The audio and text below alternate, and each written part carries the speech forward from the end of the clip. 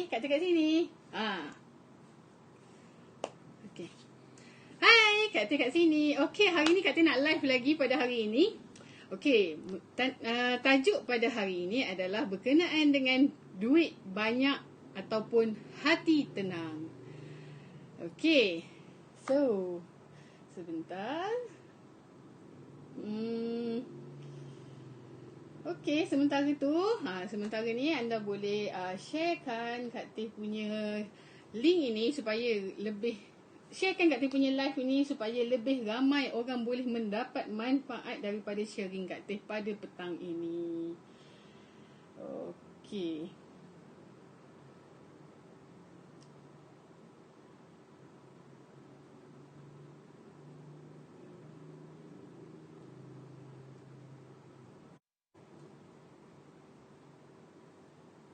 Okey. So topik Kak Teh pada petang ini adalah berkenaan dengan duit banyak ataupun hati tenang. Mana satu pilihan anda? Okey, Kak Teh ada dapat beberapa respon. Yang ada orang dia nak hati tenang dan juga tak ada hutang. So sementara Kak Teh meneruskan topik Kak Teh huraian pada kali ini, siapa yang tak nak ada hutang tu, nak langsaikan cepat-cepat, jangan lupa dapatkan e-book percuma Kak Teh. E-book Projek Sifal. InsyaAllah anda akan dapatkan idea-idea untuk melangsaikan hutang dengan cara yang sangat-sangat mudah. Okey. Sebab dah berpuluh orang yang mendapatkan e-book ini dan mereka memberi respon yang sangat positif. Alhamdulillah. Hanya satu sahaja konsep yang Kak Teh pakai untuk cara mudah langsai hutang, iaitu kita buat perkara yang Allah suka. InsyaAllah kita akan dapat, Allah akan berikan kepada kita apa yang kita suka. Okey. Sebentar ya.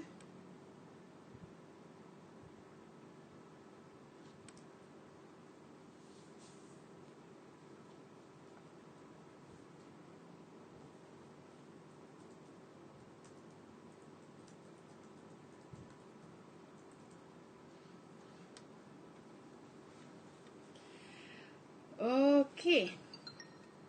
So jadi sebenarnya poin yang Kak Teh nak ceritakan pada hari ini berkenaan dengan duit banyak. Salah ke kita ada duit banyak? Sebenarnya tak salah. Tetapi persepsi orang, kebiasaannya dia akan bercakap bila orang banyak duit, iaitu dikategorikan sebagai orang kaya. Orang kaya ni mesti sifatnya sombong, jenis yang bongkak, jenis suka menunjuk-nunjuk. So jadi itu adalah sebenarnya persepsi yang tidak semestinya betul. Kadang-kadang orang banyak duit ini sebenarnya bila banyak duit lagi bagus. Lagi bagus sebab kita boleh membantu lebih ramai orang. Okey. Sebentar ya.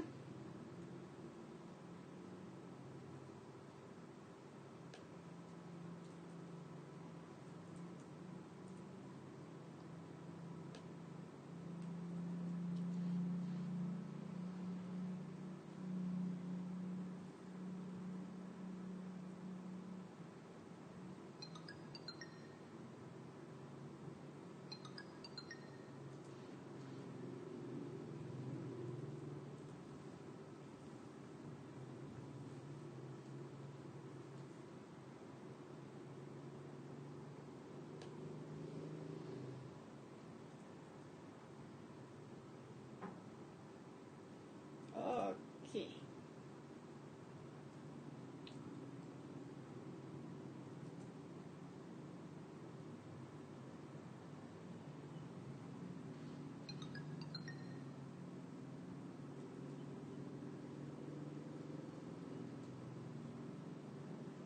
Okey, so Kak Teh teruskan. Duit banyak. Apabila duit banyak ini kadang-kadang mendatangkan persepsi. Nak sebut pun terbelit sikit. Persepsi orang bahawa orang duit banyak ni dia sombong. Kategori ialah orang kaya yang sombong, orang kaya yang suka menunjuk-nunjuk, orang kaya yang jenis suka takbur, riak, semua tu. Okey, sebenarnya persepsi itu tak semestinya betul dan tidak semua orang yang banyak duit sebegitu. Okey, so jadi cumanya macam mana kita nak handle banyak duit tanpa perlu kita menunjuk-nunjuk kekayaan kita, tanpa kita perlu bersikap sombong, riak, takbur semua tu. Tak salah kita mempunyai banyak duit, sebab bila kita banyak duit, lagi banyak benda yang kita boleh buat dengan perkara-perkara yang Allah suka. So kita boleh bersedekah, kita boleh bantu orang susah, kita boleh bantu mengembangkan bisnes kita supaya lebih ramai orang mendapat pekerjaan dengan bisnes yang kita tawarkan. Okey, so jadi cumanya bila banyak duit kita kena jaga, sebab jangan sehingga kita tidak ada masa dengan Allah, iaitu kita tidak mempunyai masa, meluangkan masa dengan pemilik rezeki. Sebab dia dah bagi kita harta yang banyak, dah bagi kita duit yang banyak, dia dah bagi kita kekayaan. Tetapi jangan sehingga kita lalai, leka, meninggalkan solat, mengaji. Sebab dengan perkara-perkara yang Allah suka, kita akan dapatkan apa yang kita suka. Jadi biasanya bila banyak duit ni, kadang-kadang dia mengurangkan masa dia sebab dia terlampau mengejar harta kekayaan. Jangan sampai kita hilang masa bersama dengan keluarga, sama suami, anak-anak, bersama ibu bapa. So jadi kat situ banyak perkara yang Kak Teh belajar sepanjang kejatuhan Kak Teh. Bayangkan Kak Teh boleh dikatakan antara orang yang hidup senang lah daripada kecil. Walaupun tak adalah nak kata kaya, tapi senang. Pelbagai macam-macam Kak Teh dapat, yang mak ayah dah bagi, Alhamdulillah. Belajar tanpa bantuan pinjaman. So jadi Kak Teh belajar, Kak Teh dan bekerja dan sebagainya. Tetapi bila kita duk fikir nak kerja, nak buat duit, kadang-kadang kita lupa banyak perkara. Kita semakin jauh dengan Allah. Yang itu yang kita tak nak. Kita nak jadi orang yang banyak duit dan orang yang sangat rapat dengan Allah. Bagaimana nak buat tu? Kita hanya tukarkan persepsi kita. Kita buat bisnes bukan dengan manusia. Kita buat bisnes dengan Allah. So insya-Allah Allah akan hadirkan rezeki yang sangat banyak.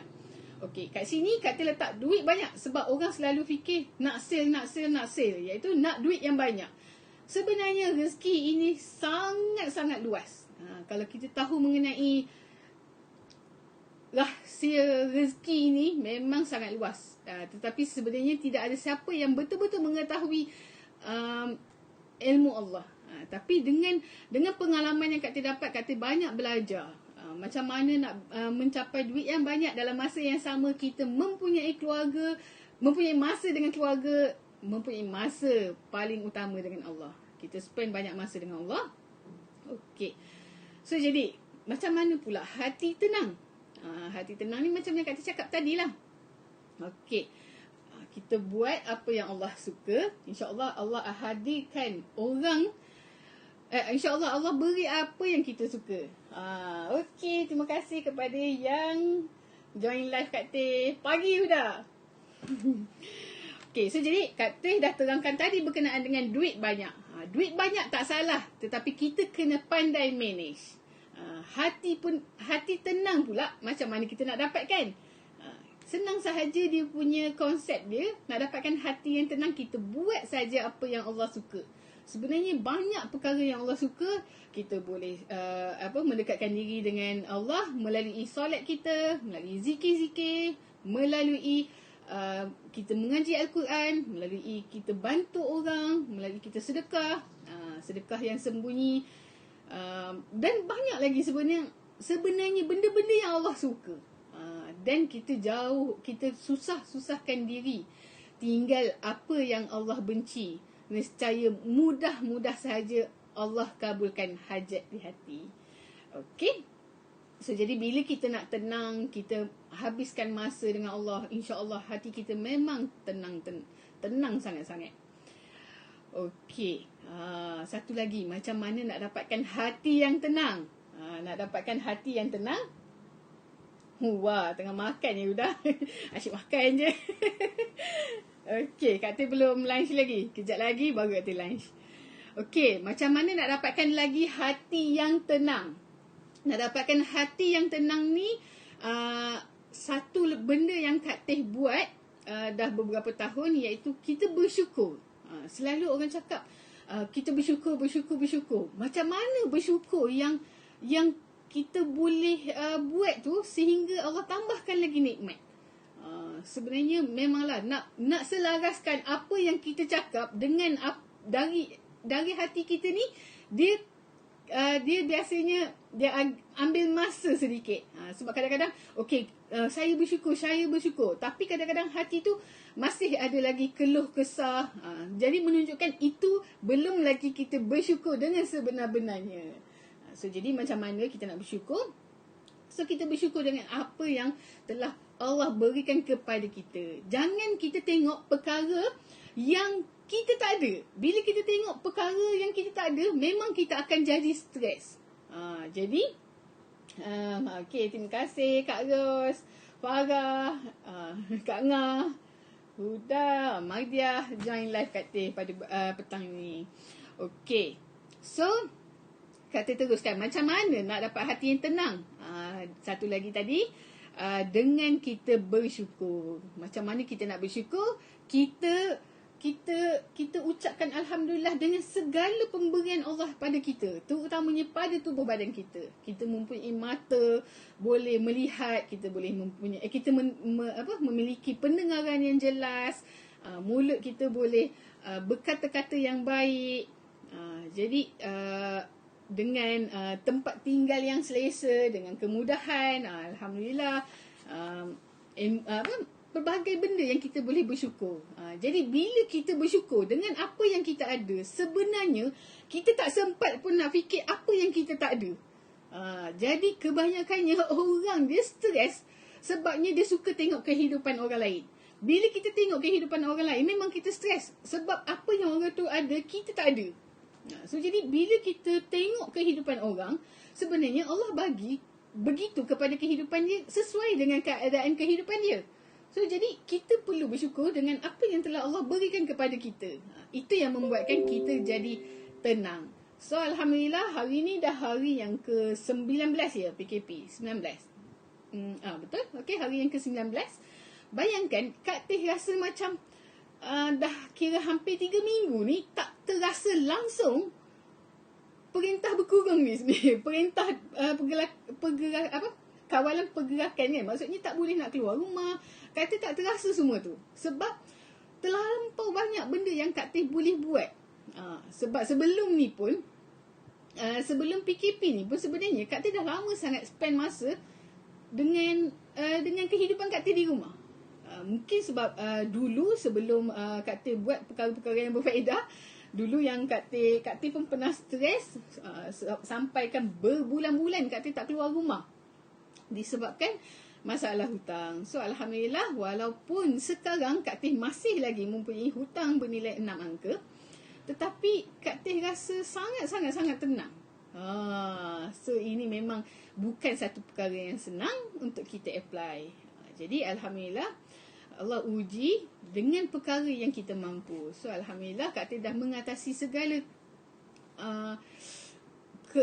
nak kata macam mana, kesusahan sebenarnya. Masa mula-mula menerima ujian ni pun Kak Teh agak tak boleh nak terima. Tapi sebab masa tu Kak Teh pun tak ada ilmu untuk keluar daripada situasi itu. So jadi memang menangis, memang terkurung kat rumah. So jadi dulu terkurung kat rumah tak buat apa-apa. Duduk saja, tidur. Makan tidur. Kali ni tak. So apa yang duduk kat rumah ni, tengok banyak benda Kak Teh buat. Kak Teh baca buku. So Kak Teh nulis nota, lambat benda Kak Teh buat. So itu pun banyak lagi buku-buku yang Kak Teh tak sempat nak revise. Okay, dengan Kak Teh buat live lagi ni sepanjang PKP ni supaya anda mendapat idea. Sebab bila Kak Teh melihat betul tu, memang sangat banyak benda yang kita boleh buat sampai tak sempat rasa, ya Allah, betul lah macam perkongsian Syah semasa DMM online semalam. Rasa macam nak pinjam masa orang. Sebabnya apa yang masa yang kita ada ni pun tak cukup. Sampai kadang-kadang rasa sayang nak tidur. Sampai tahap macam tu Kak Teh. Sebab bila tidur ni, dia akan berat. Banyak benda Kak Teh tak boleh nak buat kan. So, tapi kena jaga. Kesihatan kena jaga. Tidur cukup. Makan pun kena cukup. Okay. So, jadi bila kita dah bila kita tenang sebenarnya, kat situlah banyak lagi idea-idea baru yang kita boleh buat. So macam biasanya Kak Teh tulis nota kan. Okay, so macam hari ni pun nak buat live, Kak Teh akan biasa sediakan dulu konten, so supaya tak adalah kita mengarut ke apa ke kan. Okay, so Kak Teh tulis nota. Jadi macam kadang-kadang lah idea-idea untuk next pula. So macam itulah apa yang Kak Teh buat. Okay. Sebenarnya macam mana nak perkaitkan dengan hati tenang tadi dengan duit yang banyak. Jadi bila hati kita dah tenang, kita boleh berfikir dengan waras, kita boleh fikirkan bagaimana cara untuk mendapatkan duit yang banyak, ataupun lebih senang, lebih suka lah. Kak Teh lebih suka cakap, Kak Teh tak suka duit banyak ni sebenarnya. Kak Teh lebih suka rezeki yang banyak. Sebab rezeki ni lebih luas. Sebab kita tidak bergantung pada duit sahaja. Rezeki kita dapat makan, rezeki kita ada tempat tinggal, rezeki duit yang banyak, itu pun part of rezeki. So Kak Teh lebih suka mendapatkan rezeki yang banyak. Dalam keadaan kita menjemput rezeki yang banyak, kita kena menjaga satu perkara, iaitu keberkatan. Perkara ini mengajar Kak Teh banyak, keberkatan ni mengajar Kak Teh banyak jugalah. Sebab punca kejatuhan Kak Teh boleh dikatakan sebab Kak Teh dah mula tidak menjaga keberkatan masa itu. Sebab memang 6 tahun yang lepas Kak Teh, yelah, masa tu kita kerja, jadi Kak Teh tak adalah terniat nak buat bisnes. Maksudnya tak terfikir pun nak buat bisnes, sebab dah rasa selesa kan. Dah dapat duit gaji, hujung bulan boleh shopping, boleh bayar kereta, boleh bayar itu, bayar ini. So jadi Kak Teh tak terfikir nak buat bisnes, sehingga satu ketika kawan Kak Teh memperkenalkan satu bisnes ni. So jadi Kak Teh memang sangat suka. So yelah, bila kita buat bisnes tanpa ilmu pun macam itulah jadinya kan. Dia tamak tu datang satu hal. Masa tu memang tamak. Rasa macam dah dapat sikit kan. Beberapa bulan buat pun dah dapat sikit. So jadi rasa macam nak lagi. Masa tu tamak. Bila tamak dah datang, habis semua. Keberkatan Kak Teh dah tak jaga. Dah tak jaga soal halal haram berkenaan institusi keuangan. Jadi membuatkan kehidupan Kak Teh bertambah susah. So jadi macam mana kita nak dapatkan hati yang tenang? Kita buat perkara yang Allah suka, InsyaAllah Allah beri apa yang kita suka. Kita banyak perkara yang kita boleh buat, perkara yang Allah suka. Yang kedua, kita bersyukur. Bersyukur, dan kita kena jaga keberkatan. InsyaAllah sebenarnya memang boleh dapat dua-dua ni bila kita buat perkara-perkara ini. Dalam masa yang sama, bila dapat duit banyak, jangan tinggalkan, jangan korbankan masa kita bersama dengan keluarga, sebab mereka itulah yang paling penting dalam kehidupan kita. Okey. So jadi mengenai dengan ibu Kak Teh huraikan sikit bagaimana tercetusnya idea Kak Teh untuk membuat ibu projek Sifal. Okey, dah berapa kali Kak Teh live, Kak Teh duk cakap projek Sifal. Sebenarnya apa yang dimaksudkan dengan projek Sifal? Jadi bila Kak Teh bila Kak Teh ada hutang, Kak Teh nak ke arah kosong. Maksudnya kosong hutang kan, daripada negatif lah. Hutang ni kita boleh katakan negatif, kita nak capai kepada kosong. So inilah projek-projek yang Kak Teh buat. Dengan teknik-teknik ni, Alhamdulillah Kak Teh dah susun secara teratur apa yang Kak Teh buat. Sebab ada orang tanya kadang-kadang, macam mana Kak Teh boleh capai apa yang Kak Teh buat sekarang? Kita nak berjaya ni bukan bukannya kita buat hari ni esok berjaya.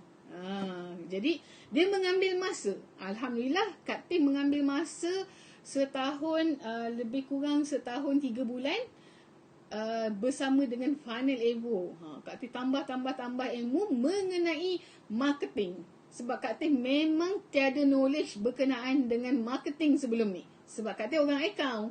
So jadi bila marketing ni macam kita fikir just iklan macam tu kan. Tetapi ilmu terutamanya digital marketing, dia mempunyai banyak sangat perkara lah, benda-benda digital yang di sebalik apa yang kita nampak ni. Alhamdulillah selama setahun Kak Teh bersama dengan Funnel Evo, dah banyak sangat benda yang Kak Teh nampak. Kak Teh nampak yang penting buat. So secara alhamdulillah setahun lebih secara konsisten Kak Teh buat apa yang belajar. So jadi Kak Teh ulang-ulang kaji buat apa-apa nota yang ada dalam buku ni. So nampak ni, apa usahawan fikir selain duit. So alhamdulillah memang banyak perkara yang Kak Teh fikir selain daripada duit. Banyak lagi ilmu-ilmu yang Kak Teh nak sampaikan kepada anda. Okey, sedar tak sedar dah setengah jam kita Kak Teh live hari ni. Kak Teh tak berniat untuk live panjang-panjang sebabnya bila live panjang-panjang ni dia kadang-kadang takut anda pun tak boleh nak dengar lama-lama kan. So jadi Kak Teh buat secara pendek, tapi insya-Allah Kak Teh buat secara berkala. So jadi anda nak dapatkan lagi konten-konten live Kak Teh, insya-Allah anda boleh join channel Telegram Kak Teh. Okey, so Kak Teh paste di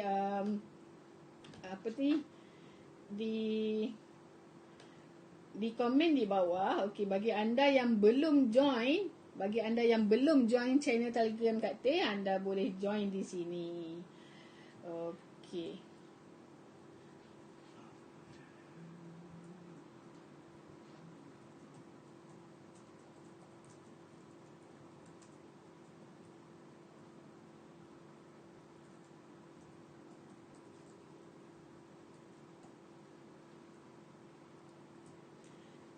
Okey. So jadi sambung lagi sikit berkenaan dengan e-book Projek Sifa. Okey, e-book Projek Sifa Kak Teh beri secara percuma untuk anda baca dan nampakkan gambaran apa yang anda perlu buat. Terutama kalau anda mempunyai hutang yang banyak. Kak Teh tahu sebab Kak Teh pun ada buat survey berapa banyak jumlah hutang tu biasanya biasanya orang berhutang sehingga 5 angka. Kau tahu 5 angka tu bukan satu angka yang kecil. 4 ke 5 angka untuk orang-orang biasa yang bukan buat bisnes. Jadi bila 4 ke 5 angka ni dia bila kita berhutang ni dia satu bebanan perasaan. Bebanan perasaan yang sangat-sangat dalam yang membuatkan kita tak boleh nak berfikir secara lain. Macam yang Kak Teh pernah sebutkan dalam live sebelum ni, kita sangat-sangat bersifat keakuan. Sebab kita nak fikir macam mana nak selesaikan hutang-hutang kita. Jadi macam mana nak buat.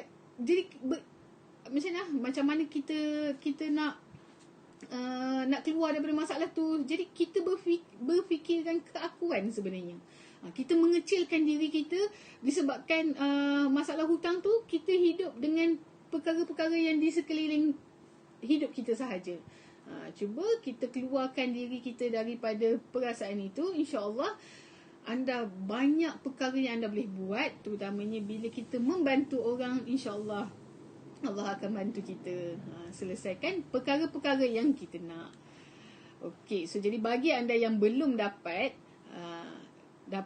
e-book Kak Teh, nanti Kak Teh paste juga link e-book Kak Teh tu. Anda dapatkan segera. Sebab Kak Teh beri secara percuma sahaja. Dan insyaAllah Kak Teh akan kumpulkan mereka yang dah dapat ni di dalam satu grup supaya kita boleh berkomunikasi. Kak Teh akan bagikan lebih tips-tips kepada mereka yang dah dapatkan Kak Teh punya e-book Projek Sifar ini. Okey, secara simpelnya Kak Teh buat ni, Kak Teh compilekan apa-apa yang telah Kak Teh buat sepanjang 3 tahun dalam perjalanan Kak Teh untuk melangsaikan hutang. Dan alhamdulillah sebanyak 5 angka telah selesai. Okey, So jadi, sehingga kita berjumpa lagi untuk next topic. Jangan lupa join Telegram kat di bawah dan dapatkan ebook projek Sifal secara percuma. Okey, sehingga kita berjumpa lagi. Bye. Assalamualaikum warahmatullahi wabarakatuh.